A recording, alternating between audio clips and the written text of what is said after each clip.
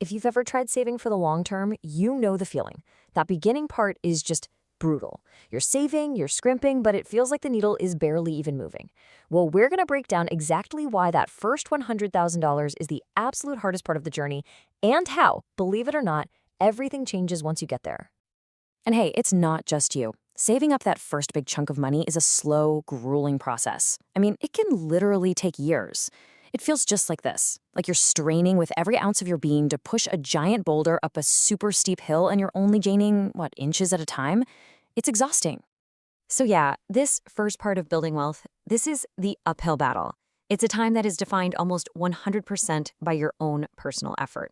Just think about it. Every single dollar that goes into that account has to come directly from your paycheck, or your side hustle, or from sacrifices you're making. It's all on your shoulders.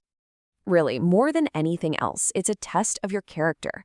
It's all about raw discipline, saying no to that impulse buy, and just pure persistence, sticking with the plan month after month, even when it feels totally pointless. And let's be real, this is, without a doubt, the most challenging part of the whole process. But then, you finally get there. You reach the summit. You hit that $100,000 mark. And this isn't just another number on a spreadsheet. No way. It's a fundamental tipping point. This is the moment where the rules of the game you've been playing this whole time, they actually start to bend in your favor. So what's the deal with this number? Is there some kind of magic to it? Why is $100,000 the key that seems to unlock this whole next stage of building wealth?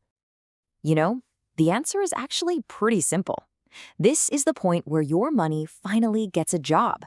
It stops being this passive pile of cash you've built up, and it starts becoming an active employee, working for you 24/7 to earn more money. You've just turned on the engine of compound growth.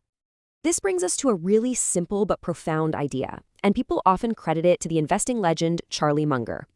The idea is that at a certain point, your money is finally big enough to start lifting its own weight. It actually starts contributing in a really meaningful way. Okay, let's look at the simple math here. You start with your hard-earned 100 grand. Let's just assume a pretty standard 10% annual return from the market. Well, your money, all by itself, just generated $10,000 in a single year. That's 10 grand of growth that you didn't have to trade a single hour of your life for. Just pause and let that number sink in for a second. $10,000. For a lot of people, that's like a couple months of hard work at their job. It's a huge amount of money that your new employee, your capital, just earned for you. This is that passive income that starts to turbocharge the whole thing. And that right there is the whole point. With an extra $10,000 working for you, on top of whatever you're already saving, that path to the next $100,000, it becomes so much shorter and so much easier. The momentum has totally shifted in your favor.